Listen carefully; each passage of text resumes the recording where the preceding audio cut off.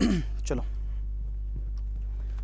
एकदा मला सर्वांनी कमेंट करून सांगा माझा आवाज तुमच्यापर्यंत क्लिअर पोहोचत आहे का? सर्वांच्या कमेंट्स येऊ द्या. नमस्कार सगळ्यांना. जेणेकरून आपल्याला लगेच आपलं सेशन जे आहे ते सेशन त्या ठिकाणी स्टार्ट करता येईल. लगेच त्या ठिकाणी सर्वांनी कमेंट्स करा. आवाज येतोय माझा क्लिअर?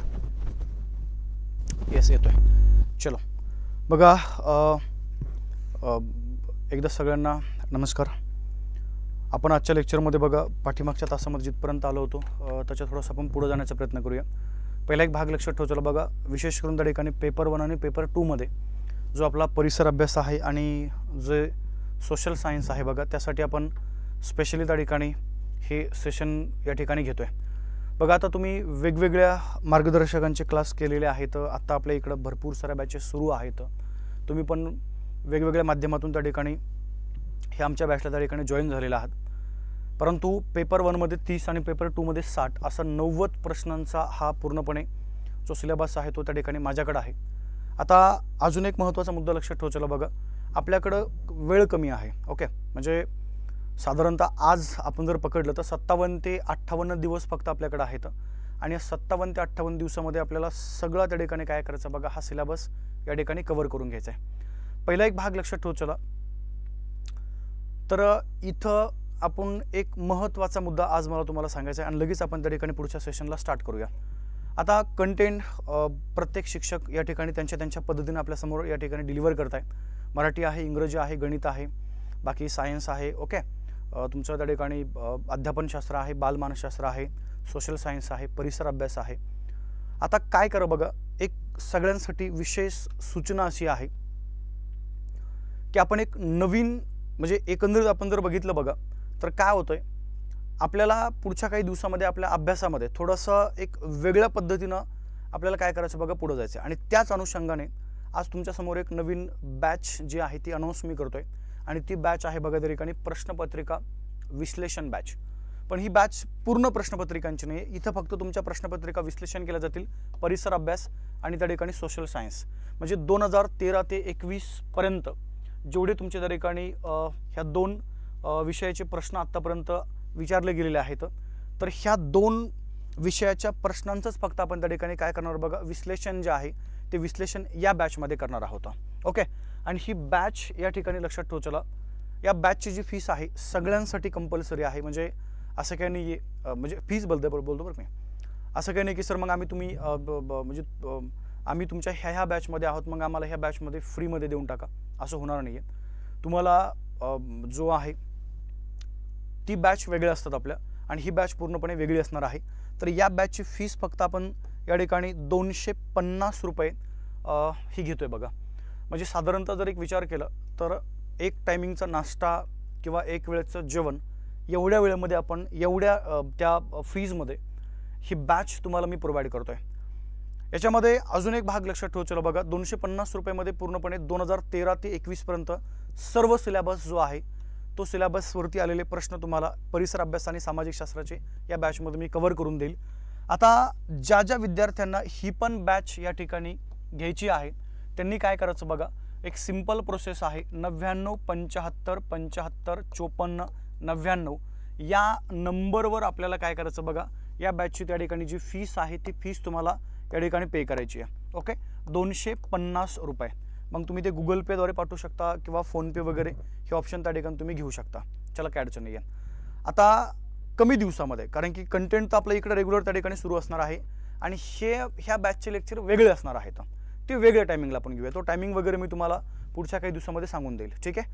आणि ही बॅच आपण जी सुरुवात करतोय, ही बॅच आपली सुरुवात होते बघा या ठिकाणी सोमवारपासून. ओके, सोमवारपासून ही बॅच त्या ठिकाणी तुमची सुरू होतीये. त्याच्यानंतर दुसरा मुद्दा अजून एक लक्षात ठेवायचा बघा, सोशल सायन्स आणि परिसर अभ्यासामध्ये माझ्याकडे तुमचं पूर्णपणे हा सिलेबस आहे. त्यामुळं सोमवारपासून आपण आता 2-2 तास सुरू करतोय. 2 तास. एक भूगोलचं पण आपण लेक्चर लगेच आता सुरू करूया आणि इतिहास तर आपल्या त्या ठिकाणी बऱ्यापैकी सुरू आहे. ओके, म्हणजे आता इतिहास पण सुरू आहे, भूगोल पण सुरू आहे. आणि दुसरा मुद्दा, जर तुम्ही ही जर बॅच जॉईन केली तर हे पण लेक्चर आपण तुमचं सुरू करणार आहेत सोमवारपासून. त्यामुळं पुढचे जे काही दिवस आहेत 57-58 दिवस आपल्याकडे जे आहेत 100% आपण त्या ठिकाणी लावणार बघा आपल्या अभ्यासाशी. ओके, चला मग आता थोडंसं आपण काय करू बघा, या ठिकाणी पुढे जाण्याचा प्रयत्न करूया. पहिला एक भाग लक्षात ठेवा. चला आपण जर पाहिलं तर सरळ मी तुम्हाला काय सांगितलं बघा, सध्याला आपल्या भारताचे गव्हर्नर जनरल त्या ठिकाणी सुरू आहेत. भारताचे गव्हर्नर जनरल विल्यम बेंटिंग बद्दल आपण त्या ठिकाणी बोललेलो आहोत बघा. आता विल्यम बेंटिंगच्या नंतर म्हणजे आपण जर गव्हर्नर जनरल बद्दल जर बोललो बघा, त्यांची लिस्ट ऑलरेडी मी तुम्हाला या ठिकाणी पाठीमागे प्रोव्हाइड केलेली आहे. भारताचा पहिला गव्हर्नर जनरल आहे त्या ठिकाणी विल्यम बेंटिंग. त्यानंतर 2 नंबर आपण जर बघितला तर बघा 2 नंबर त्या ठिकाणी चार्ल्स मेटकाल्फ आहे. त्यानंतर तिसरा गव्हर्नर जनरल लक्षात ठेवा चला बघा, या ठिकाणी ऑकलँड आहे. त्यानंतर त्याच्या जर आपण पुढे गेलो बघा, एलिनबरो नावाचा हा एक व्यक्ती आहे. त्यानंतर जर आपण पाहिलं तर हार्डिंग पहिला हा व्यक्ती आहे. त्याच्यानंतर जर आपण बघितलं बघा, लॉर्ड डलहौसी नावाचा एक व्यक्ती आहे. आणि अजून एक लक्षात ठेवा चला, लॉर्ड कॅनिंग नावाचा एक व्यक्ती आहे. म्हणजे या इतक्या लोकांनी काय केलं बघा, या ठिकाणी भारताचं गव्हर्नर जनरल हे जे पद आहे हे पद त्या ठिकाणी भूषवलेलं आहे बघा. आता मी तुम्हाला थोडंसं पाठीमागं बोललो होतो, काय होतं बघा, कधी कधी आपल्याला थोडंसं वेगळ्या लेवलचे प्रश्न येतात. कसे? 2 मिनटं लक्ष द्या. पुन्हा थोडंसं मी रिपीट करतो त्या गोष्टी. जर तुम्हाला प्रश्न जर हा आला की भारताचा पहिला गव्हर्नर जनरल कुणाला म्हणायचे, हे एक आपला आन्सर वेगळा आहे. त्यानंतर दुसरा प्रश्न असा आहे बघा की स्वतंत्रपणे हा एक आपला शब्द असतो बघा. काय बोललोय? स्वतंत्रपणे भारताचा पहिला गव्हर्नर जनरल त्या ठिकाणी कुणाला म्हणायचे, हा तुमचा एक वेगळा प्रश्न आहे. त्यानंतर तिसरा एक पॉईंट लक्षात ठेवा चला बघा, स्वातंत्र्यानंतर, स्वातंत्र्यपणे आणि स्वातंत्र्यानंतर हा त्यातला एक फरक आहे. इथं भारताचा पहिला गव्हर्नर जनरल कोणता. आणि चौथा एक लक्षात ठेवा चला, स्वातंत्र्यानंतर भारताचा पहिला भारतीय गव्हर्नर जनरल कोणता. तसा पाठीमागं आपण सविस्तर या संदर्भात बोललेलो आहोत. 1853चा कायदा मी तुम्हाला सांगितलेला आहे. ओके. आणि ह्या कायद्याचा जर आपण विचार केला, जी व्यक्ती भारताचा गव्हर्नर जनरल बनलेली आहे तिला काय केलं बघा, त्या ठिकाणी अतिरिक्त प्रशासन बंगालमधलं दिलं गेलेलं आहे. मग आता इथं फरक कसा आहे बघा, भारताचा पहिला गव्हर्नर जनरल आपण बघितला कोण बनलेला आहे तो, तर तो आहे बघा विल्यम बेंटिंग, जो भारताचा पहिला गव्हर्नर जनरल आहे. त्याच्यानंतर जर आपण बघितलं बघा, स्वतंत्रपणे भारताचा आणि स्वातंत्र्यानंतर भारताचा. आता स्वातंत्र्यानंतर जर म्हणलं तर आपल्याला डायरेक्ट कुठं जायचं बघा, इथं सरळ 47च्या नंतर विचार करायचा आहे. कारण की त्यांनी विचारले स्वातंत्र्यानंतर. पण स्वतंत्रपणे जर म्हणलं तर बघा, स्वतंत्रपणे भारताचा पहिला गव्हर्नर जनरल आहे ज्याचं नाव लक्षात ठेवा चला बघा, लॉर्ड डलहौसी. हा स्वतंत्रपणे भारताचा पहिला गव्हर्नर जनरल बनला. कसं? 2 मिनिटांमध्ये सांगतो आणि लगेच आपण आपल्या त्या कंटेंटला सुरुवात करूया. बघा, स्वतंत्रपणे आपण जर बघितलं बघा, आपल्या भारतामध्ये सरळ लक्षात ठेवा चला, इथं जर आपण विचार केला तर 1833च्या कायद्याने काय केलंय, भारताचा गव्हर्नर जनरल हे पद त्या ठिकाणी काय केलं बघा, निर्माण केलं गेलं 1833च्या कायद्याने. आता जर आपण बघितलं बघा, भारतामध्ये सरळ सरळ या ठिकाणी एकूण 4 इंग्रजांच्या प्रेसिडेन्सी आहेत. त्यातली पहिली बंगाल लक्षात ठेवू चला. त्यानंतर 2 नंबर जर आपण बघितले बघा, या ठिकाणी ही बॉम्बे प्रेसिडेन्सी आहे. तिसरा जर आपण बघितली तर या ठिकाणी मद्रास प्रेसिडेन्सी आहे. आणि 1833च्या कायद्याने काय केलं बघा, ही आग्रा प्रेसिडेन्सी पण त्या ठिकाणी एक नवीन निर्माण केली गेली होती. मग आता झालं काय, आता भारताचा गव्हर्नर जनरल 1833च्या कायद्याने पहिला व्यक्ती कोणता बनलेला आहे, हा विल्यम बेंटिंग भारताचा पहिला गव्हर्नर जनरल बनला. मग आता काय केलं बघा, बॉम्बे प्रांतासाठी एक वेगळा गव्हर्नर, मद्रास प्रांतासाठी एक वेगळा गव्हर्नर आणि आग्रा प्रांतासाठी एक वेगळा गव्हर्नर. बंगालसाठी वेगळा गव्हर्नर नव्हता. म्हणजे जी व्यक्ती भारताचा गव्हर्नर जनरल झालेली आहे तिच्याकडे काय केलं बघा, अतिरिक्त प्रशासन दिलं गेलं कुठल्या तरी ठिकाणी या बंगालच्या गव्हर्नर पदाचं. म्हणजे एकंदरीत आपण जर बघितलं बघा, मग आता पहिला व्यक्ती कोण झाला त्या ठिकाणी, पहिला व्यक्ती आहे बघा विल्यम बेंटिंग. विल्यम बेंटिंग हा भारताचा पहिला गव्हर्नर जनरल बनलाय. मग याच्याकडे अतिरिक्त बंगालचं पण प्रशासन आलं. म्हणजे तो स्वतंत्रपणे भारताचा झालाय का, नाही झाला. चार्ल्स मेटकाल्फ तो भारताचा बनलाय, अतिरिक्त बंगालचा आहे. ऑकलँड, एलिनबरो, हार्डिंग तीच परिस्थिती आहेत. परंतु या लॉर्ड डलहौसीच्या कालखंडामध्ये काय केलं बघा, या ठिकाणी बंगालसाठी एक स्वतंत्र गव्हर्नर जनरल त्या ठिकाणी नेमला गेला किंवा स्वतंत्र गव्हर्नर त्या ठिकाणी नेमला गेला. म्हणजे आता बॉम्बेसाठी, बंगालसाठी, मद्राससाठी, आग्रासाठी वेगळा गव्हर्नर आणि भारताचा गव्हर्नर वेगळा. म्हणजे स्वतंत्रपणे भारताचा पहिला गव्हर्नर जनरल बनला ज्याचं नाव लक्षात ठेवा चला, लॉर्ड डलहौसी. ओके. आणि स्वातंत्र्यानंतर हा भाग थोडासा वेगळा आहे. 1947च्या नंतर तो आहे बघा लॉर्ड माउंटबॅटन.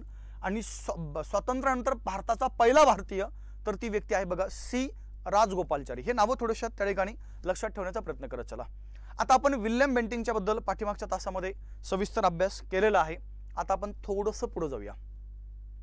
दुसरा एक व्यक्ती आहे बघा जो त्या ठिकाणी भारताचा गव्हर्नर जनरल बनला आणि त्या व्यक्तीचं नाव लक्षात ठेवा, चार्लस मेटकाल्फ आहे बघा। विल्यम बेंटिंकचा गव्हर्नर पदाचा कालखंड आपलं पाठीमागे बोलणं झालेलं आहे। विल्यम बेंटिंकच्या गव्हर्नर पदाचा कालखंड आहे गव्हर्नर जनरल पदाचा 1833 ते 1835 आणि मग त्याच्या कालखंडामध्ये नेमकं काय काय त्यांनी सुधारणा केल्या आपण ते पाठीमागे पाहिलेलं बघा। जसं सतीबंदीचा कायदा आहे, तुमचा त्या ठिकाणी अर्भक हत्याबंदीचा कायदा आहे, बरोबर आहे का। त्याच्यानंतर आपण जर बघितलं बघा त्या ठिकाणी सरळ ज्याला आपण बालिका हत्या म्हणूया ते कायदे आहेत। असे बरेचसे कायदे या ठिकाणी या विल्यम बेंटिंकनं काय केलं बघा भारतामध्ये केलेले आहेत। त्यानंतर आता इथं जर आपण बघितलं बघा चार्लस मेटकाल्फ हा दुसरा गव्हर्नर जनरल बनलाय आणि त्याचा आपण जर कालखंड जर बघितलं तर 1835 ते 1836 हाताचा कालखंड आहे। आता या मेटकाल्फच्या कालखंडामध्ये एक महत्त्वाची घटना घडलेली आहे आणि ती घटना लक्षात ठेवा। चला थोडंसं आपण जर पाठीमागे जर गेलो बघा तर 1823 मध्ये एक कायदा संमत केला गेला होता आणि त्या कायद्याचं नाव लक्षात ठेवा। चला ॲडम्सचा कायदा आपण ज्याला म्हणूया, काय बोललो बघा ॲडम्स, कारण की 1823 मध्ये एक आपण ज्याला म्हणूया एक हंगामी गव्हर्नर भारतामध्ये आला होता जॉन ॲडम्स नावाचा आणि त्या ॲडम्सने एक कायदा संमत केला होता म्हणून त्याला नाव दिलं गेलं ॲडमचा कायदा। आणि या ॲडमच्या कायद्याने काय केलं बघा भारतामधले जेवढे काही वृत्तपत्र आहेत त्यांच्यावरती जाचक बंधनं जी आहेत ही जाचक बंधनं त्या ठिकाणी काय केलं बघा या जॉन ॲडम्सनी त्या वृत्तपत्रातून टाकलेली आहेत आणि ती बंधनं या मेटकाल्फने काय केली बघा पूर्णपणे काढून टाकली आणि म्हणून त्याला म्हणजे चार्लस मेटकाल्फ याला म्हणून आपण भारतीय वृत्तपत्राचा या ठिकाणी काय म्हणतो बघा मुक्तिदाता असं म्हणतो। हे नावं थोडे या ठिकाणी आपल्याला माहीत असणं आवश्यक आहे। जर तुम्हाला परीक्षेमध्ये असा जर प्रश्न आला की खालीलपैकी भारतीय वृत्तपत्राचा मुक्तिदाता कोणाला म्हणायचंय तर आपला आन्सर काय पाहिजे बघा त्या ठिकाणी चार्लस मेटकाल्फ हे आपला आन्सर पाहिजे। त्यानंतर ऑकलँड हा भारताचा गव्हर्नर जनरल बनलेला आहे 1836 ते 1842 हा त्याचा कालखंड आहे। एलिनबरो हा पण त्या ठिकाणी इथं भारताचा गव्हर्नर जनरल बनला 1842 ते 1844 हा त्याचा कालखंड आहे। नंतर हार्डिंग पहिला हा पण त्या ठिकाणी गव्हर्नर जनरल बनलेला आहे बघा 1844 ते 56 हा त्याचा कालखंड आहे। आणि लॉर्ड डलहौसी आपण जर पाहिलं 1844 ते 1848 हा त्याचा कालखंड आहे। आणि जर तुम्ही या डलहौसी बद्दल जर बोलले तर लॉर्ड डलहौसीचा कालखंड आतापर्यंत आपल्याला बऱ्याचदा वेगवेगळ्या एक्झाममध्ये विचारला गेलेला आहे। डायरेक्ट तुमचा प्रश्न असा असतो की खालीलपैकी 1848 ते 1856 या कालखंडामध्ये भारताचा गव्हर्नर जनरल कोण होता तर आपला आन्सर काय पाहिजे बघा त्या ठिकाणी लॉर्ड डलहौसी हा भारताचा या ड्युरेशनमध्ये गव्हर्नर जनरल होता। त्यानंतर जर आपण पाहिलं तर बघा लॉर्ड कॅनिंग आहे आणि या कॅनिंगचा कालखंड आहे बघा 1856 ते 1800 त्या ठिकाणी काय 58 आणि या 58 मध्ये कायदा केला आणि त्या कायद्याने सरळ भारताचा जो गव्हर्नर जनरल आहे बघा तो त्या ठिकाणी काय झालेला आहे तो त्या ठिकाणी भारताचा व्हाईसरॉय बनला। ओके इथपर्यंत क्लिअर सगळ्यांना। मग आता आपल्याला काय करायचंय या भागामध्ये आजच्या लेक्चरमध्ये आपल्याला अभ्यास करायचा डायरेक्ट या लॉर्ड डलहौसीचा, कारण की आपल्याला परीक्षेमध्ये डायरेक्ट त्यांच्यावरती बऱ्याचदा आत्तापर्यंत या ठिकाणी प्रश्न विचारले गेलेले आहेत। मग आता सरळ सरळ काय करू बघा आपण या लॉर्ड डलहौसी बद्दल बोलूया। लॉर्ड डलहौसीचा जो एकूण कालखंड आहे 1848 ते 1800 काय बघा त्या ठिकाणी 56 हा त्याचा एकूण कालखंड आपल्याला या ठिकाणी माहीत असणं आवश्यक आहे। मग आता या डलहौसीच्या कालखंडामध्ये म्हणजे त्यांनी भारतामध्ये काय काय केलं आपण त्याच्याबद्दल चर्चा करूया। पहिला भाग लक्षात ठेवा चला डलहौसीचं प्रशासकीय कार्य आपल्याला या ठिकाणी माहीत पाहिजे बघा की यांनी नेमकं प्रशासनामध्ये काय काय इथं सुधारणा केल्या किंवा बदल काय काय केले आपण त्याच्याबद्दल बोलूया। दुसरा मुद्दा डलहौसीचं या ठिकाणी साम्राज्य विस्तार जो आहे त्यांनी भारतामध्ये ब्रिटिश सत्तेचा नेमका विस्तार कसा केला ते एक आपल्याला या ठिकाणी माहीत पाहिजे। नंतर डलहौसीच्या या ठिकाणी दळणवळण जे आहे त्या संदर्भात त्यांनी काय काय कार्य केलं ते एक आपण समजून घेऊया। आणि डलहौसीच्या या ठिकाणी जे काही त्यांनी भारतामध्ये शैक्षणिक कार्य केलंय आपल्याला त्या कार्यांच्या बद्दल पण या ठिकाणी थोडक्यात माहिती घ्यायची आहे। महत्त्वाचा मुद्दा आहे ठीक आहे, म्हणजे जेवढं आपल्याला परीक्षेसाठी महत्त्वाचं आहे आपण त्याच्याबद्दलच बोलूया तेवढ्याच पॉईंटबद्दल, कारण की विशेष करून बघा शिक्षक भरतीमध्ये आणि इतर आपल्या ज्या तत्सम परीक्षा आहेत पोलीस आहे आरोग्य आहे रेल्वे आहे अशा एक्झाममध्ये तुम्हाला यांच्यावरती प्रश्न आहेत बघा। मग आता सुरुवात करू बघा या डलहौसीच्या या प्रशासकीय कार्याला। त्यातलं पहिलं प्रशासकीय कार्य आपल्याला या ठिकाणी समजून घ्यायचंय आणि आता मी जे कार्य तुम्हाला सांगणार आहे डायरेक्ट तुम्हाला वेगवेगळ्या एक्झाममध्ये डायरेक्ट त्या कार्यावरतीच प्रश्न आहेत, कसे लक्ष द्या। मग आता जर तुम्ही या डलहौसीचं जर ह्या प्रशासकीय कार्याबद्दल आपण जर चर्चा केली तर त्यातलं पहिलं तुम्हाला कार्य या ठिकाणी समजून घ्यायचं बघा। पूर्वी काय व्हायचं आपल्या भारतामध्ये अनेक त्या ठिकाणी संस्थानिक होते, संस्थानिक की ज्यांची संस्थानं त्या ठिकाणी ब्रिटिश साम्राज्यामध्ये विलीन झाली होती, किंवा ब्रिटिशांनी काय केलं बघा, अनेकांचा पराभव त्या ठिकाणी केला होता आणि पराभव करून त्यांना डायरेक्ट त्या संस्थानाच्या बाहेर आपण ज्याला म्हणूया त्या ठिकाणी काढलं गेलं होतं आणि त्या संस्थानाच्या बाहेर त्यांना काढून एका ठिकाणी कैद केलं होतं, वेगळ्या ठिकाणी दुसऱ्या, आणि त्यांना पेन्शन इनाम वगैरे त्या ठिकाणी पगार जो आहे तो सुरू केला होता. डलहौसीचं मत असं आहे की आता हा जो प्रदेश आहे त्या प्रदेशावरती पूर्णपणे त्या ठिकाणी प्रभुसत्ता किंवा अधिकार आमचा आहे आणि जर अधिकार जर आमचा असेल तर लक्षात ठेवतो त्या प्रदेशाच्या प्रमुखाला आता कोणतं पेन्शन कोणतं वेतन वगैरे त्या ठिकाणी दिलं जाणार नाहीये. म्हणजे यांचं पहिलं प्रशासकीय कार्य काय होतं बघा, यांनी काय केलं, या ठिकाणी सरळ सरळ संस्थानिकांचे पगार आपण ज्याला म्हणूया किंवा त्या ठिकाणी वेतन किंवा काही लोकांना जी पेन्शन आहे ही पेन्शन त्या ठिकाणी दिली जात होती बघा. ओके, काही लोकांना या ठिकाणी वतने वगैरे बहाल केली होती, ती सगळी त्या ठिकाणी बंद करून टाकली, सगळी बंद केली बघा. मग तुम्हाला प्रश्न असा असतोय की खालीलपैकी संस्थानिकांचे पगार वेतन पेन्शन वतने कोणत्या गव्हर्नर जनरलने रद्द केली, तर आपला आन्सर आहे बघा त्या ठिकाणी लॉर्ड डलहौसी यांनी काय केलं बघा, हे रद्द केलेलं आहे. दुसरा मुद्दा, पूर्वी काय व्हायचं माहिती आहे का, आपल्या भारतामध्ये हे ब्रिटिश लोक काय करायचे बघा, डायरेक्ट भारतीयांना त्या ठिकाणी वेगवेगळ्या पदव्या द्यायचे. उदाहरणार्थ काही लोकांना महाराजा ही पदवी दिली जायची, पठ्ठे बहादूर, राव बहादूर, बरोबर आहे का. त्यानंतर आपण जर बघितलं बघा या ठिकाणी सरळ नवाब निजाम अशा पदव्या त्या ठिकाणी बहाल केल्या जायच्या. किंवा ब्रिटिशांच्याकडनं आपण जर बघितलं बघा जसं वेगवेगळ्या पदव्या होत्या. त्याचं कारण असं होतं, ज्या लोकाला ही पदवी दिल्या जाईल त्या लोकाला ब्रिटिशांच्या विरुद्ध त्या ठिकाणी कोणतीच ॲक्शन करता येत नव्हती किंवा कोणतीच त्या ठिकाणी कृती करता येत नव्हती त्यांच्या विरुद्ध. आणि म्हणून काय केलं बघा त्या ठिकाणी ह्या डलहौसीचं मत असं आहे की ह्या पदव्या आपण जे बहाल करतोय त्यामुळं समानता साधली जात नाहीये.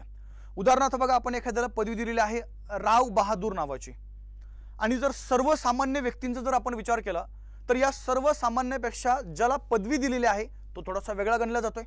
मग इथं भारतामध्ये मला त्या ठिकाणी समानता प्रस्थापित करायची आहे आणि त्यासाठी पदव्या ह्या कॅन्सल होणं आवश्यक आहे. त्यामुळे काय केलं बघा, डलहौसीनं या ठिकाणी सरळ ज्या पदव्या बहाल केल्या होत्या, ओके, किंवा आपण ज्याला म्हणूया जे किताब वगैरे त्या ठिकाणी भारतीयांना बहाल केले होते, हे काय केले बघा, सरळ त्यांनी या ठिकाणी रद्द केलेला आहे. तो एक भाग लक्षात ठेवतो त्याच्या प्रशासकीय सुधारणेमधला. त्यानंतर तिसरा एक पॉईंट आहे बघा, त्यांनी काय केलं, प्रशासनामध्ये जे लष्कर आहे बघा, आर्मी आपण ज्याला म्हणूया ब्रिटिश आर्मी, ह्या ब्रिटिशांच्या लष्करामध्ये भारतीय सैनिकांची संख्या जास्त होती. काय बोलले, भारतीय सैनिकांची संख्या ही जास्त होती. म्हणजे कन्सिडर करा, उद्या जर ब्रिटिशांच्या विरुद्ध या सैनिकांनी जर उठाव केला, ब्रिटिश आर्मीतल्या सैनिकांनी, आता सैनिकांची संख्या जास्त आहे, मग उठाव जर सैनिकांनी केला तर मॅटर होऊ शकतो. मग त्यासाठी आपल्याला ह्या सैनिकांची संख्या त्या ठिकाणी कमी करणं आवश्यक आहे. म्हणून या डलहौसीनं काय केलं बघा, सरळ लक्षात ठेव, चला भारतीय सैनिकांची जी संख्या आहे ही संख्या त्या ठिकाणी कमी केली बघा. ठीक आहे, भारतीय सैनिकांची जी संख्या आहे ही संख्या त्या ठिकाणी डलहौसीनं कमी केलेली आपल्याला इथं पाहायला मिळते.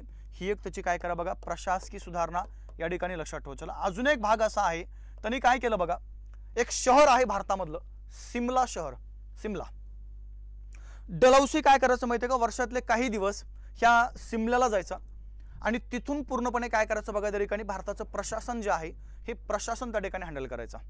म्हणजे सरळ वेगळ्या भाषेमध्ये आपण असं म्हणू शकतो की या डलहौसीने काय केलं बघा, त्या सिमल्याला डायरेक्ट भारताच्या राजधानीचा दर्जा देऊन टाकला, परंतु वर्षभराची राजधानी नाही, जिला आपण त्या ठिकाणी फक्त एका दिवसाची राजधानी म्हणूया. म्हणजे ज्यावेळेस तिथं जो जाईल तिथून पूर्णपणे त्या ठिकाणी प्रशासन हँडल केलं जायचं. म्हणजे सरळ सरळ आपण जर बघितलं तर सिमला हे जे शहर आहे त्याला भारताच्या एका दिवसाची जी राजधानी आहे, एका दिवसाची राजधानी पण त्या ठिकाणी बोलल्या जाते.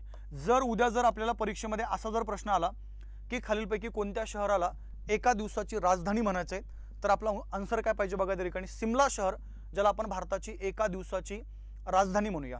आणि यासाठी आपण जर बघितलं तर हे एका दिवसाच्या राजधानीचा जो दर्जा आहे तो सिमला शहराला जर कुणी दिला असेल तर कुणी दिला बघा, या लॉर्ड डलहौसीनं हा दर्जा दिलेला त्या ठिकाणी आपल्याला पाहायला मिळतो. तो एक वेगळा पॉईंट आपल्याला त्याच्या प्रशासकीय सुधारणेमधला या ठिकाणी माहीत असणं आवश्यक आहे.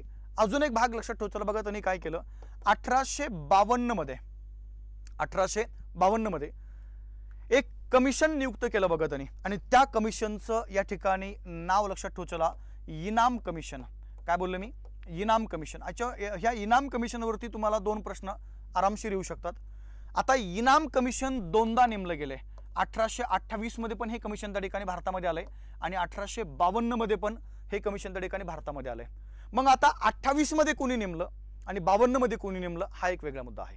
1828 मध्ये हे कमिशन नेमलेलं आहे विल्यम बेंटिंग याने आणि 52 मध्ये हे कमिशन कोणी नेमलं बघा तर ते नेमलं त्या ठिकाणी लॉर्ड डलहौसी याने हे कमिशन नेमलेलं आहे. 2 मिनिटं माझ्या बोलण्याकडे लक्ष द्या. बरेचसे मुलं नवीन जॉईन झालेले आहेत. बघा माझ्याकडे तुमचे जे विषय आहेत ह्या बॅचमध्ये इतिहास हा विषय आहे बघा. लक्ष द्या काय बोलतो इतिहास. त्याच्यामध्ये मग प्राचीन इतिहास तुमचा कव्हर केला जाईल, मध्ययुगीन इतिहास पण त्या ठिकाणी तुमचा कव्हर केला जाईल, आधुनिक भारताचा इतिहास पण कव्हर केला जाईल, काळजी करू नका. भूगोलासारखा विषय या ठिकाणी आहे. या भूगोलमध्ये बघा महाराष्ट्र, भारत, त्यानंतर जग आणि पृथ्वी हे पण आपल्या त्या ठिकाणी कव्हर होईल. त्यानंतर सेकंड पार्ट आहे बघा राज्यघटना, त्याच्यानंतर लक्षात ठेव चला पंचायत राज आणि त्यानंतर तुमचा पार्ट आहे बघा या ठिकाणी पाठ्यक्रम. हे आपण कव्हर करणार आहेत, काळजी करू नका. तर यापैकी ह्या ज्या 4 विषयाच्या ज्या नोट्स आहेत, जे मुलं मगापासून कमेंट करतात PDF नोट्सचं काय सर, लक्षात ठेव चला ह्या 4ही विषयाच्या ज्या नोट्स आहेत ह्या नोट्स त्या ठिकाणी मी तुम्हाला ऑलरेडी प्रोव्हाइड केलेल्या आहेत. कोणाच्याही पर्सनली व्हॉट्सअपला त्या ठिकाणी त्या शेअर होत नसतात. सरळ त्यासाठी तुम्हाला काय करायचं आहे, टेलिग्राम नावाचं एक चॅनल आहे बघा, टेलिग्राम चॅनल त्या ठिकाणी ते तिथं जा आणि टेलिग्राम ॲप आहे त्या ॲप तुमच्या मोबाईलमध्ये इन्स्टॉल करा आणि इन्स्टॉल करून त्या ठिकाणी एक टेलिग्राम चॅनल आहे तिथं सर्च करा आणि त्या टेलिग्रामचं नाव तुम्हाला म्हणजे चॅनलचं नाव सर्च करायचं आहे हिस्ट्री बाय अमोल सर. काय बोललो मी, हिस्ट्री बाय अमोल सर हे नाव त्या ठिकाणी सर्च करा आणि ते टेलिग्राम चॅनल सगळ्यांनी जॉईन करा. इथं ह्या सगळ्या ज्या PDF आहेत ह्या तुम्हाला त्या ठिकाणी उपलब्ध करून दिलेल्या आहेत. कारण की एक PDF 80-80, 90-90 MBची आहे, ती व्हॉट्सअपला वगैरे त्या ठिकाणी शेअर होत नसते. डायरेक्ट इथं तुम्हाला ते अवेलेबल करून दिलेले आहेत. तर या PDFचा काय करा बघा, सर्वांनी त्या ठिकाणी फायदा घ्या. ओके. स्टडी मटेरियलमध्ये पण त्या ठिकाणी PDF टाकून काही उपयोग नाही आहे, कारण की लक्षात ठेवा चला तिथूनही बऱ्याचशा मुलांना डाउनलोड वगैरे करता येत नाही येतं. सोपी पद्धत आहे, काहीच अवघड नाही आहे. टेलिग्राम चॅनल जॉईन करा हिस्ट्री बाय अमोल सर.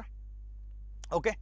काय म्हणताय, हो तेच आहे जयश्री मॅडम, तेच आहे. ठीक आहे, वेगळं काहीच नाही आहे, लक्षात घ्या. वेगळं काहीच नाही, विनाकारण तुम्ही ते असं वेगळं काही डोक्यात घेऊ नका. जे आत्ता चाललेलं आहे त्याच्यावरतीच त्या ठिकाणी प्रत्येकाने काय करा बघा, कॉन्सन्ट्रेशन करा. मी तुम्हाला ह्या कंटेंटवरली प्रश्न दाखवतो, काळजी नका करू. जे चाललंय ते फक्त कंटिन्यूमध्ये करा. ठीक आहे. टेलिग्राम चॅनल जॉईन करा, इथं सर्व तुम्हाला PDF अवेलेबल करून दिलेले आहेत, काळजी नका करू. या पुन्हा आपल्या मुख्य मुद्द्याकडं. आता यांनी काय केलं बघा, 1852 मध्ये एक कमिशन नेमलं आणि त्या कमिशनचं नाव लक्षात ठेवा चला काय बघा, इनाम कमिशन. आता एक कमिशन नेमकं कशासाठी नेमलं हे तुम्हाला माहित पाहिजे. बघा जमिनी ज्या आहेत, म्हणजे डलहौसीचं मत असं होतं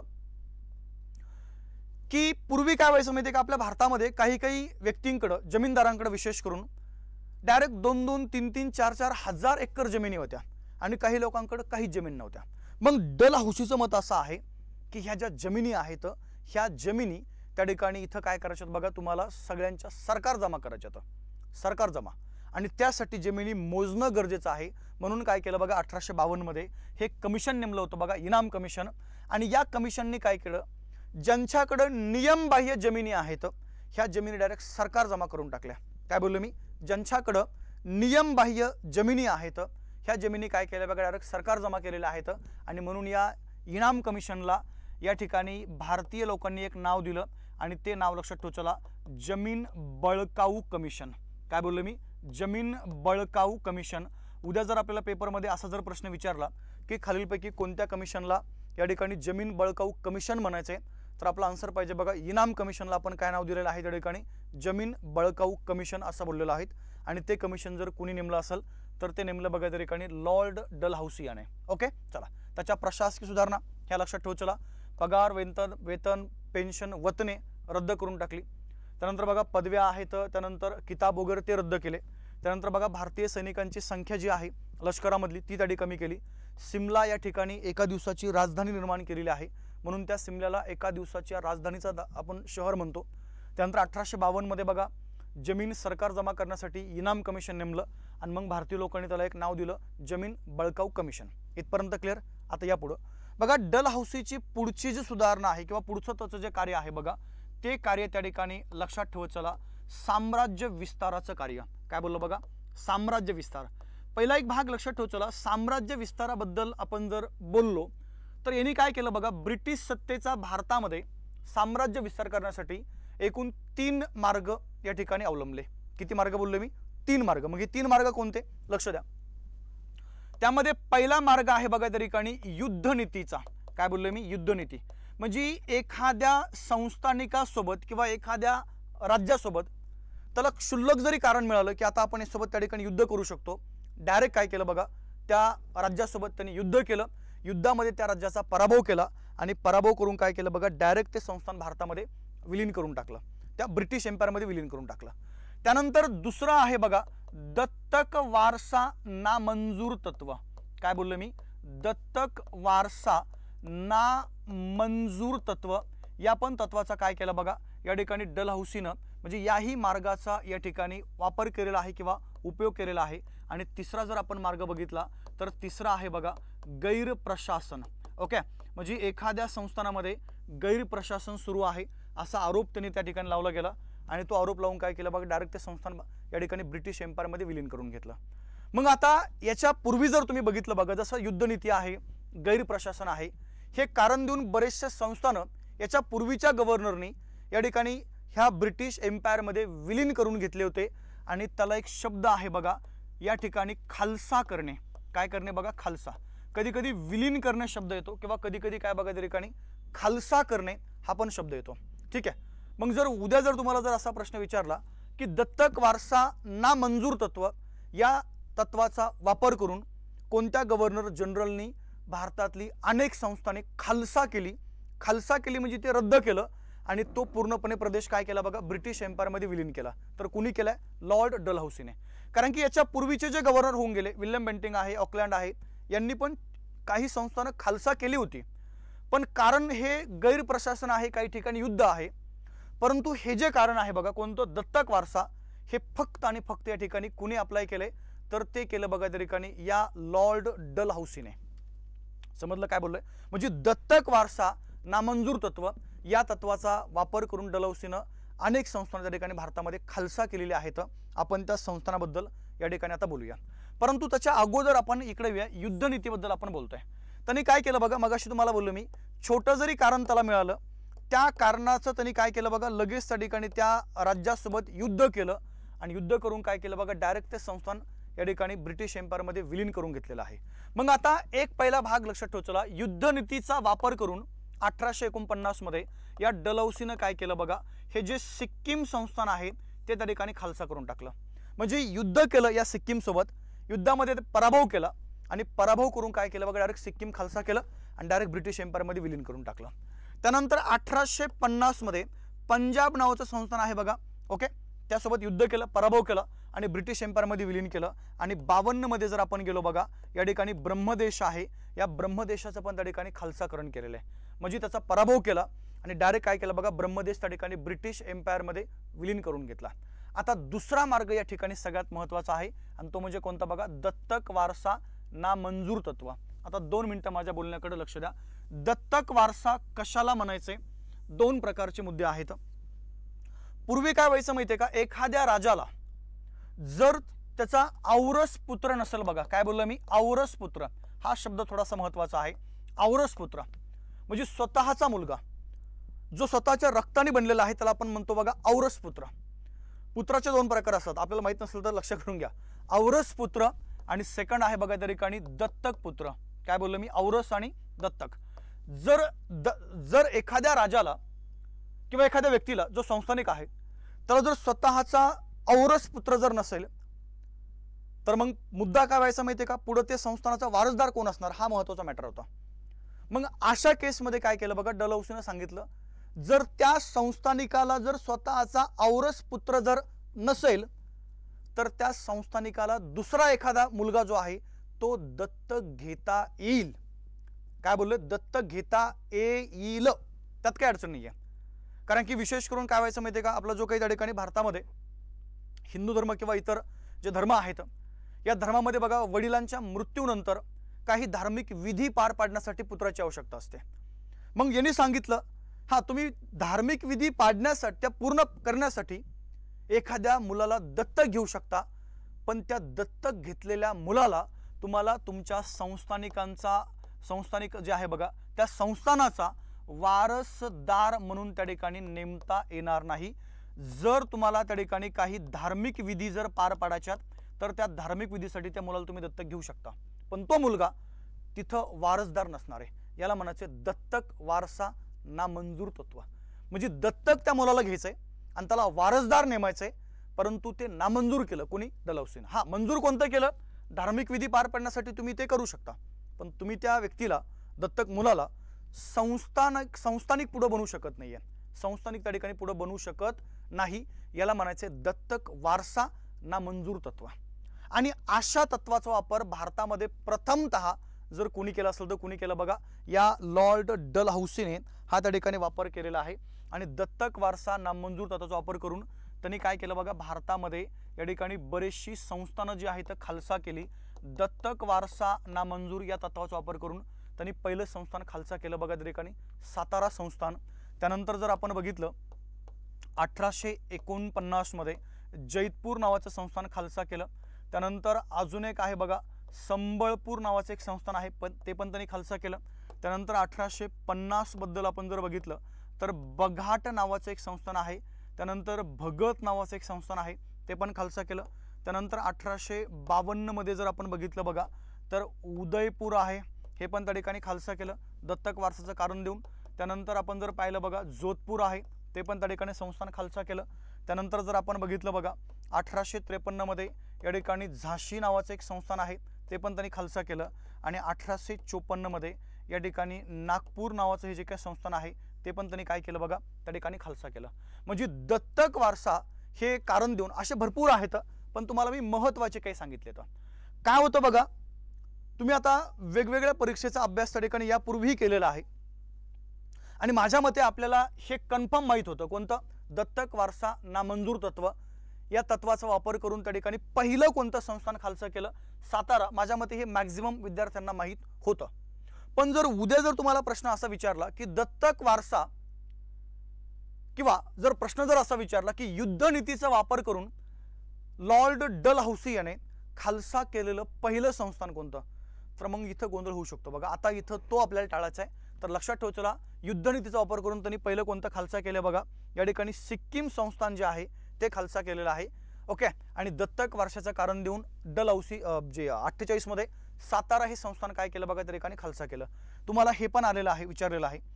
1853 झाशी पण विचारलेलं आहे आणि 1854 नागपूर संस्थान यावरती पण तुम्हाला परीक्षेमध्ये प्रश्न आलेले आहेत। त्यानंतर काय केलं बघा डलहौसीनं, गैरप्रशासन। म्हणजे या प्रशासनामध्ये म्हणजे ह्या संस्थानामध्ये प्रशासन योग्यरित्या चालवल्या जात नाही याचं कारण दिलं आणि हे कारण देऊन काय केलं बघा, डलहौसीनं सरळ काही महत्त्वाचे संस्थानं खालसा केले। 1853 मध्ये वऱ्हाड संस्थान खालसा केलं। 1856 मध्ये आपण जर बघितलं अवध नावाचं एक संस्थान आहे ते खालसा केलं आणि पुन्हा 1856 मध्ये एक करौली नावाचं एक संस्थान होतं बघा, ते पण त्यांनी काय केलं, या ठिकाणी खालसा केलं। म्हणजे भारतामध्ये खालसाकरण तत्व जे आहे याचा प्रभावीपणे जर वापर कोणी केला असेल तर कोणी केलं बघा, या लॉर्ड डलहौसीने या ठिकाणी केलेला आपल्याला पाहायला मिळतोय। आणि मग त्यासाठी 3 मार्गाचा त्यांनी वापर केलेला आहे। तर लक्षात ठेवा, चला पहिला आहे बघा युद्धनीती। त्यानंतर आता सेकंड जर आपण बघितलं तर दत्तक वारसा नामंजूर आहे आणि पुढचं जर आपण जर बघितलं बघा तर त्या ठिकाणी कोणतं आहे, गैरप्रशासन। युद्धनीतीचा वापर करून 1849 मध्ये सिक्कीम, 50 मध्ये पंजाब, 52 मध्ये ब्रह्मदेश। दत्तक वारसा 48 मध्ये सातारा, 49 मध्ये जैतपूर संबलपूर, 50 मध्ये भगत बघाट, 52 मध्ये जोधपूर उदयपूर कर्नाटक वगैरे हे आहेत। 53 मध्ये झाशी आहे आणि 54 मध्ये कोणतं बघा, नागपूर आहे। गैरप्रशासन 1853 मध्ये वऱ्हाड, 56 मध्ये अवध आणि पुन्हा 56 मध्ये कोणतं बघा त्या ठिकाणी करौली। हे संस्थान त्या ठिकाणी काय केलं बघा, डलहौसीने इथं खालसा केलेले आहेत। 2 पॉइंट आपले क्लिअर झाले। आता डलहौसीचा सगळ्यात महत्त्वाचा मुद्दा ज्यासाठी तो खूप आपण ज्याला म्हणूया त्याचं नाव आहे किंवा तो चर्चेला गेला आणि तो मुद्दा लक्षात ठेवा, चला बघा त्यांनी भारतामध्ये या ठिकाणी दळणवळणा संदर्भात काय काय सुधारणा केल्या, आपल्याला काय करायचं बघा त्याच्याबद्दल या ठिकाणी सुरुवातीला बोलायचं आहे। पूर्वी काय व्हायचं माहिती आहे का, भारतामध्ये टपाल जे आहे पत्र आपण ज्याला म्हणतो, हे पत्र पोहोचवण्याचा प्रकार वेगळा होता। आणि अजून एक मुद्दा विशेष करून काय व्हायचं माहिती आहे का, कंपनीकडं एक घोडेस्वार होता बघा, घोडेस्वार. विशेष करून कंपनी काय करायची, फक्त कंपनीमध्ये जे कर्मचारी आहेत आणि विशेष करून लष्कर, जे लष्कर आहे बघा, त्या लष्करांचे पत्र त्यांच्या घरी त्या ठिकाणी पोहोचवले जायचे आणि हे फ्रीमध्ये होतं पूर्वी, त्याला काय त्या ठिकाणी पैसा वगैरे लागत नव्हता. पण आता डलहौसीने काय केलं बघा, थोडीशी एक वेगळी सिस्टम त्या ठिकाणी भारतामध्ये सुरू केली आणि ती सिस्टम अशी आहे. त्यांनी काय केलं बघा, 1852 मध्ये या ठिकाणी भारतामध्ये पोस्टाचं पहिलं जे तिकीट आहे, पोस्टाचे पहिले तिकीट आपण ज्याला म्हणूया, हे पोस्टाचं पहिलं जे तिकीट आहे, हे तिकीट काय केलं बघा त्या ठिकाणी त्यांनी जारी केलं. म्हणजे आपण जर इथं जर सरळ सरळ हे जर बोलायचं झालं, दळणवळणामध्ये त्यांनी काय काय केलं बघा, तर दळणवळणामध्ये त्याच्या 3 महत्त्वाच्या बाबी आहेत. त्यातली पहिली बाब लक्षात ठेवा, चला, टपाल विभाग त्यांनी काय केला बघा भारतामध्ये स्थापन केलेला आहे. दुसरा मुद्दा, हा जो तार विभाग आहे बघा, तो पण त्या ठिकाणी काय केला भारतामध्ये या ठिकाणी त्यांनी सुरू केलेला आहे. आणि लक्षात ठेवा, चला, या ठिकाणी रेल्वे जी आहे ही पण त्याच्या कालखंडामध्ये काय झाली बघा भारतामध्ये सुरू झालेली आहे. मग आता टपाल विभागाबद्दल आपण जर बोललो तर सरळ सरळ पहिला भाग लक्षात ठेवा, चला बघा, 1852 मध्ये कराची नावाचं ठिकाण आहे, तिथं काय केलं बघा त्यांनी पहिलं पोस्टाचं जे तिकीट आहे, पोस्टाचे तिकीट आपण ज्याला म्हणूया, हे तिकीट काय केलं बघा यांनी त्या ठिकाणी जारी केलेलं आहे, पहिलं पोस्टाचं तिकीट. आणि आता हे तिकीट प्रत्येकाला विकत घ्यावं लागायचं आणि त्या पत्राच्या वरती चिटकवायचं आणि मग ते पत्र त्या ठिकाणी काय व्हायचं माहिती आहे का, त्या व्यक्तीच्या जिथं पोहोचवायचं आहे तिथं त्या ठिकाणी पोहोचवलं जायचं. म्हणजे भारतातलं पोस्टाचं पहिलं तिकीट 1852 मध्ये या ठिकाणी कराची या ठिकाणी पब्लिश केलं बघा डलहौसीनं. आणि डायरेक्ट काय केलं भारतामध्ये 1854 मध्ये इथं टपाल विभाग जो आहे, तो टपाल विभागच काय केला बघा या ठिकाणी त्यांनी स्थापन केलेला आहे. हा एक वेगळा मुद्दा आपल्याला माहीत असणं आवश्यक आहे. आणि त्यांनी भारतामध्ये 1854 मध्ये टपाल विभागाची स्थापना केल्यामुळं आपण त्याला डायरेक्ट भारतातील टपाल विभागाचा जनक किंवा संस्थापक असंही बोलू शकतो बघा, लॉर्ड डलहौसी याला. ओके, चला, सेकंड मुद्दा जर आपण बघितलं बघा, पुढची त्याची व्यवस्था आहे म्हणजे तार यंत्रणा. पहिला तर एक भाग लक्षात ठेवा, चला, आपण जर बघितलं तर त्यांनी काय केलं बघा भारतामध्ये या ठिकाणी तार विभाग जो आहे तो त्या ठिकाणी सुरू केला. आणि 1853 मध्ये काय केलं बघा, हे डिपार्टमेंट त्यांनी आपल्या भारतामध्ये सुरू केलेलं आहे, तार विभाग. आणि या तार विभागाच्या मार्फत जर आपण बघितलं तर पहिली जी तार आहे बघा, काय बोललोय, पहिली तार, ओके, ही पहिली तार त्या ठिकाणी पाठवली गेली बघा 2 शहरामध्ये, आग्रा ते कलकत्ता या शहरामध्ये काय केलं बघा, या ठिकाणी जी पहिली तार आहे ही पहिली तार त्या ठिकाणी पाठवली गेलेली आहे. इथं आपल्याला बऱ्याचदा आत्तापर्यंत प्रश्न विचारलेला आहे की खालीलपैकी पहिली जी तार आहे ही तार त्या ठिकाणी कोणत्या 2 शहरांच्या दरम्यान त्या ठिकाणी पाठवली गेली. आग्रा ते कलकत्ता हे 2 शहरं आपल्याला या ठिकाणी माहीत असणं आवश्यक आहे की या 2 शहराच्या मध्ये पहिली तार जी आहे ही तार त्या ठिकाणी पाठवली गेलेली आहे. ओके, चला, या थोडंसं पुढं. सेकंड मुद्दा असा आहे बघा, आता त्यांनी रेल्वे संदर्भात नेमकं काय काय इथं सुधारणा केल्या आपण त्याच्याबद्दल बोलतोय. काय करा बघा, थोडंसं मी तुम्हाला रेल्वेचा प्रवासच सांगून देतो बघा. चला, आता तो मुद्दा इथं आलेलाच आहे तर डायरेक्ट अर्धवट ते नॉलेज देण्यापेक्षा डायरेक्ट आपण काय करूया, ह्या रेल्वे संदर्भात एक थोडंसं लक्ष देऊया. आता काय बोलतो माझ्या बोलण्याकडे थोडंसं लक्ष द्या. पहिलं वर्ष लक्षात ठेवा, चला बघा, 1830 बद्दल तुम्हाला बोलतोय मी. 1830 मध्ये जगातील पहिली जी रेल्वे आहे, जगातील पहिली रेल्वे तुम्हाला बोलतो मी, जगातील पहिली रेल्वे ही सुरू झाली बघा ब्रिटन देशामध्ये. कुठं सुरू झाली, ब्रिटनमध्ये. आणि ठिकाण आहे मँचेस्टर.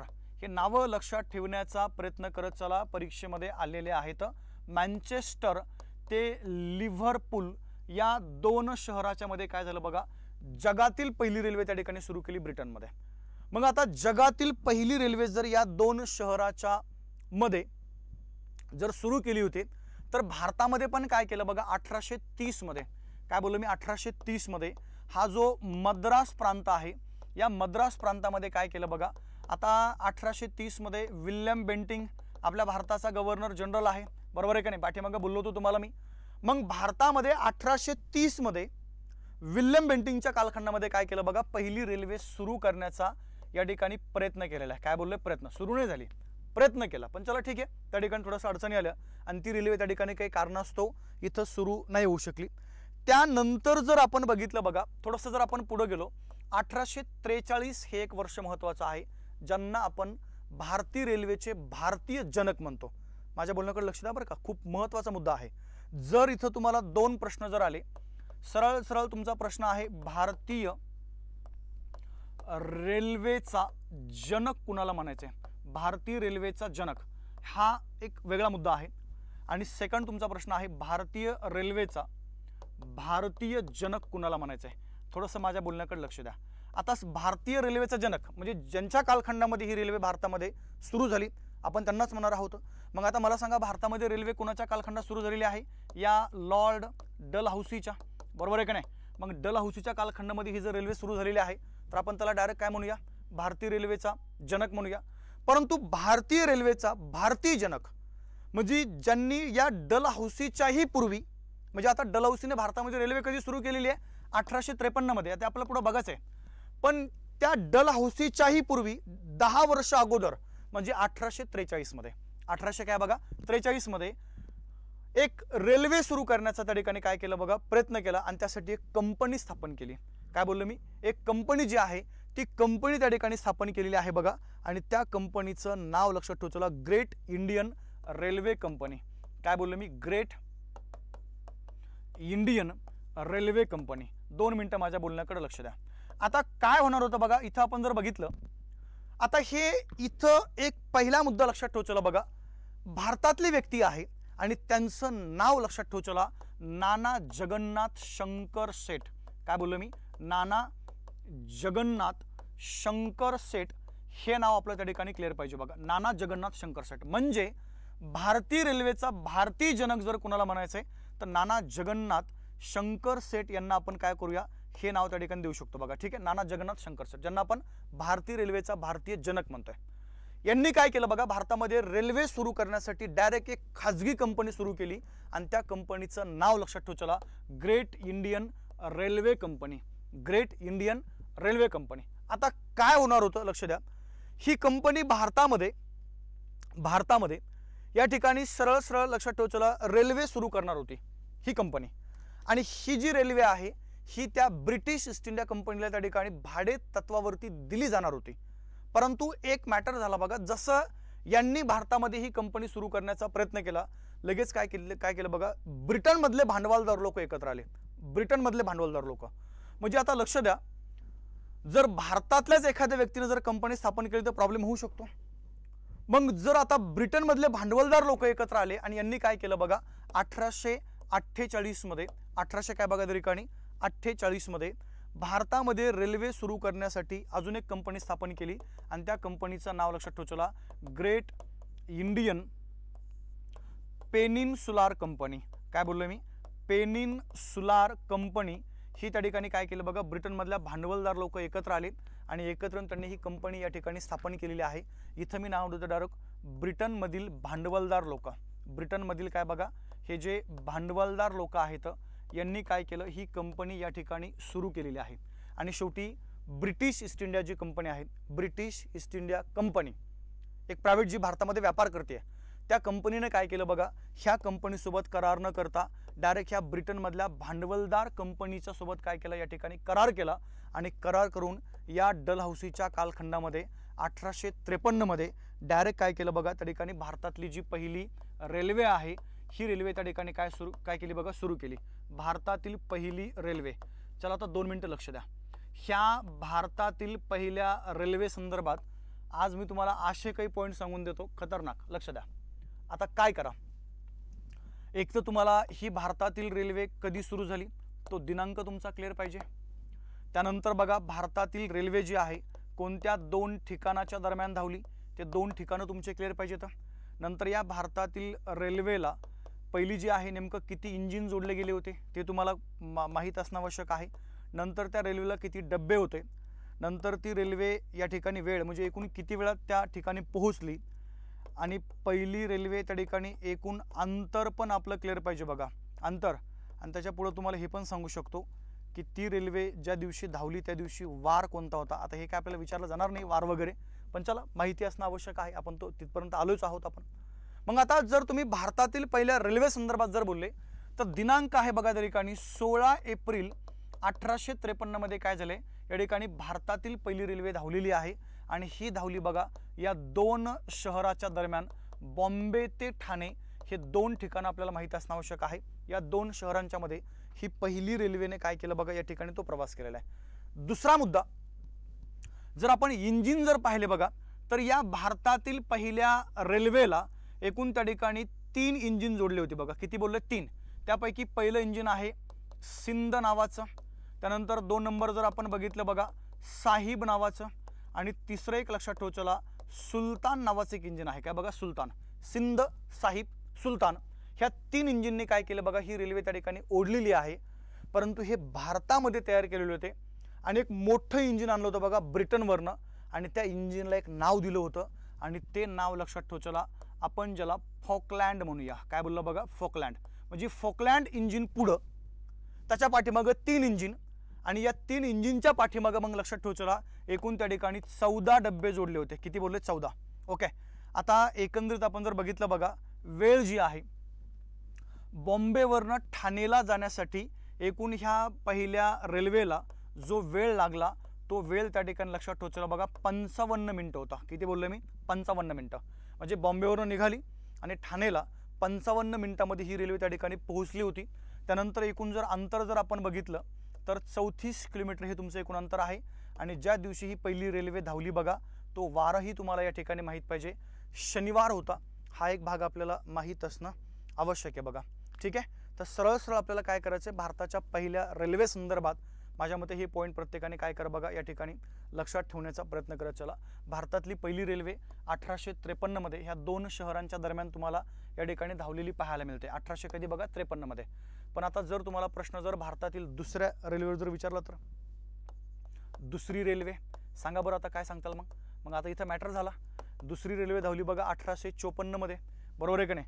आता जर उद्या आपल्या शिक्षक भरतीमध्ये असा जर प्रश्न आला भारतातील दुसरी रेल्वे कोणत्या 2 शहरांच्या दरम्यान धावली तर सरळ सरळ बॉम्बे ते ठाणे असं तुम्ही लिहू शकता. कारण की आपल्याला तेच माहिती आहे. तेच माहीत का आहे? कारण की आपण प्रॉपर आत्तापर्यंत आपल्याला ते कोणी गाईड केलेलंच नाही आहे. आणि हे प्रॉपर नॉलेज जर तुम्हाला घ्यायचं असेल तर तुम्हाला ह्या असल्या ज्या बॅचेस आहेत ह्या बॅचेस त्या ठिकाणी तुम्हाला जॉईन करावं लागतात बघा. लक्ष द्या काय बोलतो मी. आता चला ही तर तुम्ही बॅच जॉईन केलेलीच आहे, त्याबद्दल माझा काही वाद नाही आहे. परंतु मी सर्वांना आवर्जून सांगेल जर येणाऱ्या कालखंडामध्ये आपल्याला अजून आपल्या अभ्यासामध्ये थोडासा स्मार्टनेसपणा आणायचा आहे तर ही बॅच प्रत्येकाने जॉईन करा. काय जास्त फीस मुद्दामून ठेवलेली नाही मी. 250 रुपये ही जास्त फीस नाही. ओके. आणि ह्या 250 रुपयामध्ये तुमचा मी जवळजवळ 90 मार्कांच्या प्रश्नांचा पोर्शन कंप्लीट करून देणार आहे. आणि ही सगळ्यांसाठी आहे. म्हणजे जे विद्यार्थी बॅचमध्ये पण आहेत त्यांना पण ही बॅच फ्रीमध्ये नसणार आहे. ही वेगळी बॅच आहे. तुम्हाला बॅचमध्ये आपण इकडं हा कंटेंट होतोय पण क्वेश्चन पेपर ॲनालिसिस बॅच घ्या तुम्ही सगळ्यांनी, आवर्जून सांगेल तुम्हाला मी. कारण की आपल्या नॉलेजमध्ये त्या ठिकाणी भर पडणार आहे, त्याबद्दल काही वाद नाही. ठीक आहे. चला आता पुन्हा आपण आपल्या मुख्य मुद्द्याकडे येतोय. सरळ सरळ तुम्हाला हा मॅटर या ठिकाणी माहीत असणं आवश्यक आहे.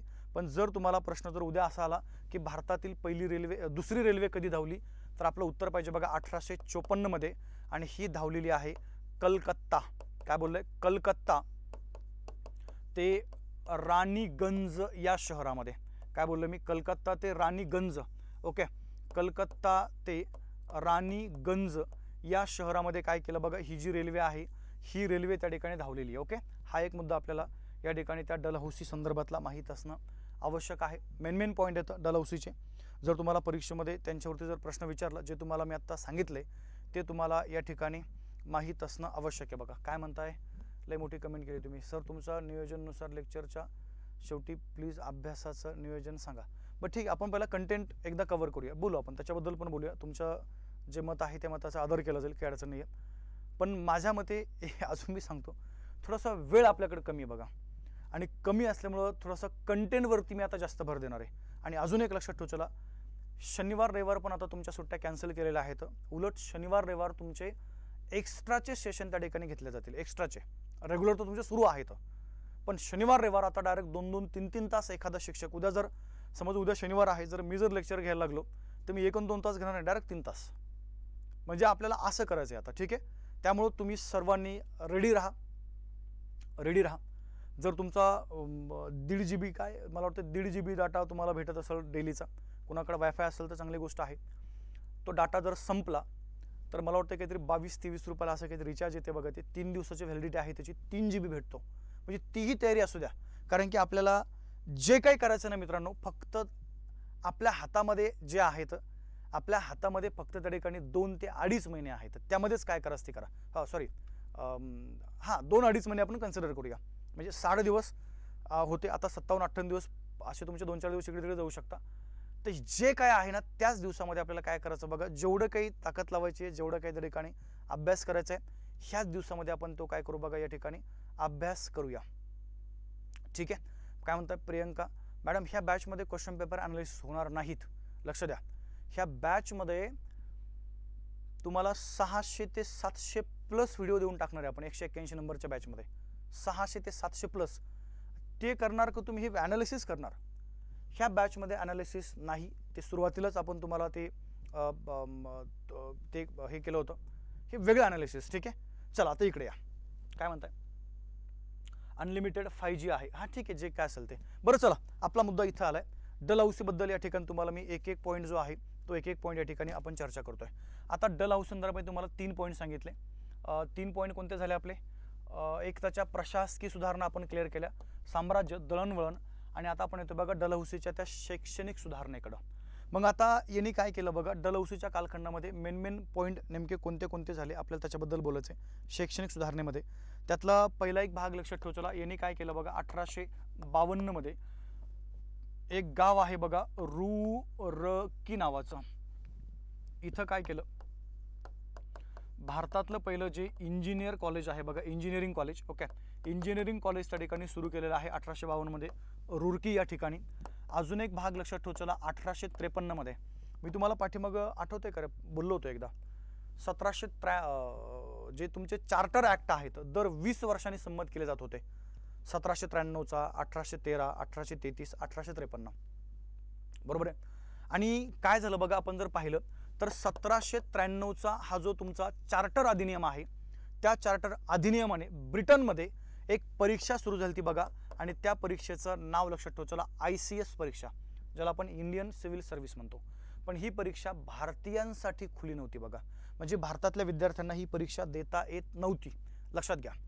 मग आता काय केलं बघा, या 1800 जो काही त्या ठिकाणी 53चा अधिनियम आहे, या अधिनियमाने काय केलं बघा, ICS जी परीक्षा आहे ही परीक्षा त्या ठिकाणी भारतीय विद्यार्थ्यांना काय केली बघा, या ठिकाणी खुली केलेली आहे, भारतीयांना खुली केली. ओके, म्हणजे आता भारतातला विद्यार्थी पण त्या ठिकाणी ICS परीक्षा देऊ शकतो. आणि अशी ICS परीक्षा देऊन मला वाटते भारतातले पहिले ICS अधिकारी जे बनलेत त्यांचं नाव लक्षात ठेवलं बघा, सत्येंद्रनाथ टागोर हे पहिले ICS अधिकारी बनले 1853च्या नंतर. हा एक भाग लक्षात ठेवला. आणि मुद्दा असा आहे की आता ICS परीक्षा जर आपल्याला द्यायची आहे तर त्यासाठी तो विद्यार्थी कोणत्या ना कोणत्या विद्यापीठाचा ग्रॅज्युएट असणं आवश्यक आहे, परंतु भारतामध्ये विद्यापीठच नाही येतं. मग ह्या विद्यापीठाचा अभ्यास करण्यासाठी काय केलं बघा, ह्या डलहौसीनं 1854 मध्ये एक कमिशन नेमलं, आणि त्या कमिशनचं नाव लक्षात ठेवलं चार्लस वूड कमिशन. काय बोललो बघा, चार्लस वूड कमिशन त्या ठिकाणी नेमलेलं आहे. आणि मग या चार्लस वूड कमिशननी या ठिकाणी भारतामध्ये 3 ठिकाणी काय केलं बघा, विद्यापीठ स्थापन करण्याचा जो प्रस्ताव आहे तो प्रस्ताव त्या ठिकाणी मांडलेला आहे. तर त्याच्या शैक्षणिक सुधारणा आपल्याला इथपर्यंत माहीत असणं आवश्यक आहे. डलहौसीच्या कालखंडामध्ये कायदा पण संमत झाला बघा, 1856 साली विधवा पुनर्विवाहाचा कायदा. काय बोललो मी, विधवा पुनर्विवाहाचा जो कायदा आहे तो कायदा पण त्या ठिकाणी या डलहौसीच्या कालखंडामध्ये संमत झालेला आहे. तो एक भाग आपल्याला माहीत असणं आवश्यक आहे. तर डलहौसी संदर्भात इथपर्यंत माहिती माझ्या मते सफिशियंट आहे. त्यानंतर पुढचा एक व्यक्ती आहे बघा, ज्याला भारताचा शेवटचं गव्हर्नर जनरल पद त्या ठिकाणी दिलं गेलं. 1800 त्याचा कालखंड आहे 56 ते 1800 काय बघा त्या ठिकाणी 58. हा एक कालखंड या ठिकाणी लक्षात ठेवतो. 56 ते किती 58. जो शेवटचा भारताचा कोण ठरला बघा, त्या ठिकाणी गव्हर्नर जनरल जो आहे तो गव्हर्नर जनरल त्या ठिकाणी ठरलेला आहे. आणि आता या लॉर्ड कॅनिंगच्या कालखंडामध्ये काय काय सुधारणा झाल्या आपल्याला त्याच्याबद्दल चर्चा करायची, परंतु त्याच्या अगोदर थोडंसं पुन्हा इकडे येतो मी.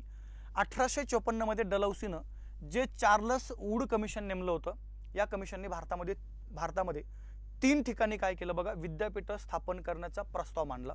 त्यातलं पहिलं ठिकाण होतं कलकत्ता, या ठिकाणी विद्यापीठ स्थापन करण्याचा प्रस्ताव मांडला. त्यानंतर 2 नंबर जे आहे बघा बॉम्बे, याही ठिकाणी विद्यापीठ स्थापन करण्याचा प्रस्ताव मांडला. आणि तिसरं एक ठिकाण होतं बघा काय त्या ठिकाणी मद्रास, याही ठिकाणी विद्यापीठ स्थापन करण्याचा प्रस्ताव मांडला. असे 3 ठिकाणं विद्यापीठ स्थापन करण्याची शिफारस जर कोणी केली असेल तर या चार्लस वूडच्या कमिशनने केलेली आहे. अजून बऱ्याचशा त्या कमिशनबद्दल बाबी आहेत आणि म्हणून या चार्ल्स वूड कमिशनला भारतीय शिक्षणाचा, ज्याला आपण व्हाईट पेपर म्हणतो किंवा ज्याला वेगळ्या भाषेमध्ये आपण मॅग्ना कार्टा म्हणतो, बघा हे पण शब्द लक्षात ठेवा. चला, भारतीय शिक्षणाचा मॅग्ना कार्टा कशाला म्हणायचे तर या 1854च्या चार्ल्स वूड कमिशनला, किंवा भारतीय एज्युकेशनचा, इंडियन एज्युकेशनचा व्हाईट पेपर कशाला म्हणायचे तर या चार्ल्स वूड कमिशनला. तो एक मुद्दा लक्षात ठेवा. चला, आणि मग ज्यावेळेस कॅनिंग भारताचा शेवटचा गव्हर्नर जनरल बनला, त्या कॅनिंगच्या कालखंडामध्ये काय झालं बघा, या ठिकाणी भारतामध्ये 3 ठिकाणं विद्यापीठ स्थापन केली, ज्याला आपण भारतातील पहिले 3 विद्यापीठ म्हणूया. भारतातील काय बघा त्या ठिकाणी पहिले 3 विद्यापीठ, भारतातील पहिले, थोडेसे नावं लक्षात ठेवा. चला, भारतातील पहिले 3 विद्यापीठ. आता कधी कधी काय होतं माहिती आहे का, हे विद्यापीठ आपल्याला माहीत असणं आवश्यक आहे. मग भारतातलं पहिलं विद्यापीठ स्थापन केलं 24 जानेवारी 1800 या ठिकाणी 57 मध्ये. भारतातलं दुसरं विद्यापीठ स्थापन केलं 18 जुलै 1800 या ठिकाणी 57 मध्ये. आणि भारतातलं तिसरं जे विद्यापीठ आहे बघा, ते त्या ठिकाणी स्थापन केलं 5 नोव्हेंबर 1800 काय बघा त्या ठिकाणी 57 मध्ये. तुम्हाला तारखा पण माहिती असणं आवश्यक आहे. 57 तर क्लिअर आहे, परंतु भारतातलं पहिलं विद्यापीठ 24 जानेवारी 1857ला स्थापन केलं गेलं बघा या ठिकाणी कलकत्ता या शहरामध्ये. 18 जुलै 1857 साली दुसरं विद्यापीठ बॉम्बे या शहरामध्ये, आपण ज्याला बॉम्बे विद्यापीठ म्हणतो. आणि तिसरं विद्यापीठ स्थापन केलं बघा या ठिकाणी मद्रास या शहरामध्ये. म्हणजे सरळ सरळ जर आपण विचार केला तर भारतातले पहिले 3 विद्यापीठ जे या लॉर्ड कॅनिंगच्या कालखंडामध्ये सुरू झाले होते, आपल्याला ते माहीत असणं आवश्यक आहे म्हणजे आहे. ओके, आता 2 मिनटं माझ्या बोलण्याकडे थोडंसं लक्ष द्या. बघा, जर या ठिकाणी मी कलकत्ता विद्यापीठासंदर्भात जर बोललो, बघा कधी कधी काय होतं आपल्याला परीक्षेमध्ये प्रश्न थोड्याशा वेगळ्या पद्धतीने येऊ शकतो, तर तीही आपली काय असू द्या बघा त्या ठिकाणी तयारी असू द्या. ओके, आता जर आपण इथं कलकत्ता विद्यापीठासंदर्भात या ठिकाणी जर मी बोलतोय कलकत्ता विद्यापीठ, 2 मिनटं माझ्या बोलण्याकडे प्रत्येकाने काय करा बघा लक्ष द्या. कलकत्ता विद्यापीठ, तर आपल्याला काय पाहिजे माहिती आहे का, कलकत्ता विद्यापीठ हे नेमकं कधी स्थापन केलंय त्याचं स्थापना वर्ष आपल्या समोर क्लिअर पाहिजे. 24 जानेवारी 1800 काय बघा त्या ठिकाणी 57. आणि दुसरा मुद्दा असा असतो की जो आपल्याला, कारण की आता आपली जी परीक्षा आहे ही थोडक्यात शिक्षक भरती म्हणजे आपण एज्युकेशन संदर्भात ह्या गोष्टीचा विचार करतोय. मग आपल्याला काय माहित पाहिजे बघा, ह्या विद्यापीठाचे जे पहिले आपण ज्याला म्हणूया पदवीधारक जे आहेत, पहिले पदवीधारक हे आपल्याला या ठिकाणी समजून घ्यायचे आहेत बघा, पहिले पदवीधारक. मग आता जर पहिले पदवीधारकांचा जर आपण विचार केला तर या पहिल्या पदवीधारकामध्ये पुरुष पण येऊ शकतात, बरोबर आहे का नाही, आणि इकडं महिला पण असू शकतात. मग आपण काय करू बघा, आता ह्या दोन्हीचा इथं विचार करूया. मग कलकत्ता विद्यापीठाचे पहिले पदवीधारक आहेत ज्यांचं नाव लक्षात ठेवा. चला, बंकिमचंद्र चटर्जी. काय बोललो मी, बंकिमचंद्र चटर्जी, बंकिमचंद्र चटर्जी हे त्या ठिकाणी कलकत्ता विद्यापीठाचे पहिले पदवीधारक आहेत. अजून एक व्यक्ती आहे जड्डूनाथ बोस. जड्डूनाथ बोस हे पण एक नाव आपल्याला या ठिकाणी माहीत असणं आवश्यक आहे की जे या ठिकाणी कलकत्ता विद्यापीठाचे पदवीधारक आहेत. बघा 2 नावं लक्षात ठेवू. चला, एक बंकिमचंद्र चटर्जी आणि दुसरे कोण बघा त्या ठिकाणी जड्डूनाथ बोस. पण जर महिलांचा जर आपण विचार केला तर तुम्हाला नाव माहीत पाहिजे बघा, कादंबिनी गांगुली. काय बोललो मी, कादंबिनी गांगुली ह्या पण त्या ठिकाणी काय बघा ह्या कलकत्ता विद्यापीठाच्या या ठिकाणी पहिल्या महिला पदवीधारक आहेत. आणि अजून एक नाव लक्षात ठेवा. चला, चंद्रमुखी बोस हे पण नाव आपल्या या ठिकाणी क्लिअर असणं आवश्यक आहे. म्हणजे कलकत्ता विद्यापीठाचे पहिले पदवीधारक तुम्हाला मी सांगितले तर 2 पुरुष 2 महिला, बंकिमचंद्र चटर्जी, जड्डूनाथ बोस, इकडं कोण बघा कादंबिनी गांगुली आणि चंद्रमुखी बोस हे आपल्याला या ठिकाणी माहीत असणं आवश्यक आहे. जर थोडंसं जर आपण पुढे गेलो तर लक्षात ठेवा. चला बघा, सेकंड आहे तुमचं आता बॉम्बे विद्यापीठ. कोणतं बोललो मी, बॉम्बे विद्यापीठ. ओके, आता सरळ सरळ काय करा बघा, हे थोडंसं फोकस करा, कारण की आपण या विद्यापीठाच्या म्हणजे महाराष्ट्रामधलं आहे म्हणून आपल्याला थोडंसं ते थोडंसं लक्ष देणं त्याच्याकडे गरजेचं आहे. बघा, जर आपण या विद्यापीठाचं जर स्थापना जर बघितली बॉम्बे विद्यापीठ, तर स्थापना आहे बघा 2ऱ्या क्रमांकाला विद्यापीठ स्थापन केले गेले 18 जुलै 1800 काय बघा त्या ठिकाणी 57 मध्ये हे विद्यापीठ स्थापन केले गेले. आणि मग या विद्यापीठाचे जे पहिले पदवीधारक आहेत हे पहिले पदवीधारक आपल्याला या ठिकाणी माहीत असणं आवश्यक आहे. बघा, पहिले पदवीधारक मग आता लक्ष द्या. मग या पहिल्या पदवीधारकामध्ये आपण पुरुषांच्याबद्दल बोलूया. पुरुष एकूण 4 आहेत. बॉम्बे विद्यापीठाचे पहिले पदवीधारक एकूण किती बघा 4. मग त्यामध्ये पहिले आहेत न्यायमूर्ती रानडे. त्यानंतर दुसरे आहेत बघा राघो भंडारकर. त्यानंतर तिसरे आहेत वामन आबाजी मोडक. हे नावं लक्षात ठेवा चला मित्रांनो, वामन आबाजी मोडक. आणि चौथे आहेत बाळ मंगेश वागळे. काय बोललो मी? बाळ मंगेश वागळे. म्हणजे आपल्याला काय करायचं आहे, बॉम्बे विद्यापीठाचे हे पहिले 4 पदवीधारक आपल्याला माहीत असणं आवश्यक आहेत.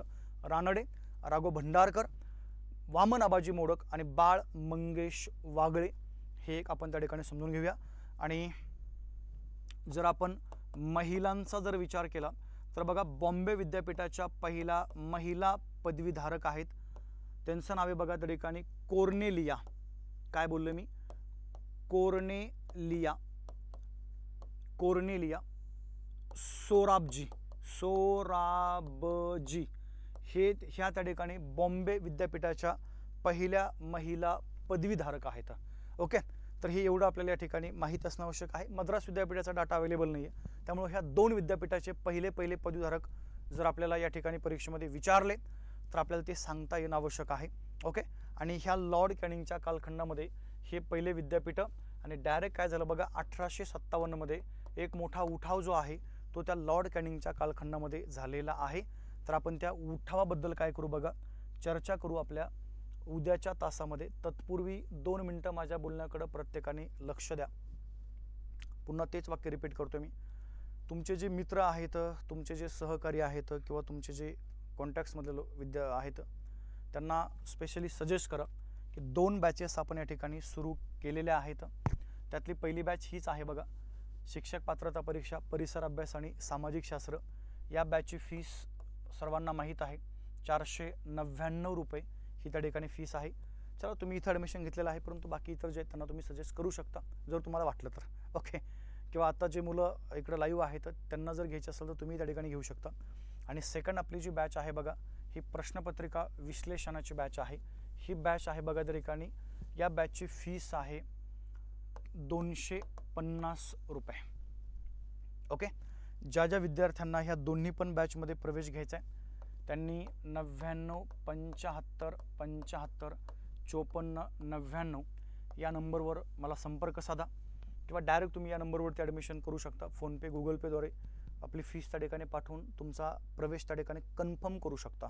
ओके, आता ही तर बॅच आपली त्या ठिकाणी सुरू झालीच आहे सोशल सायन्सची, परंतु ही जी क्वेश्चन पेपर ॲनालिसिस बॅच आहे बघा, ही बॅच आपण सुरू करतोय सोमवारपासून.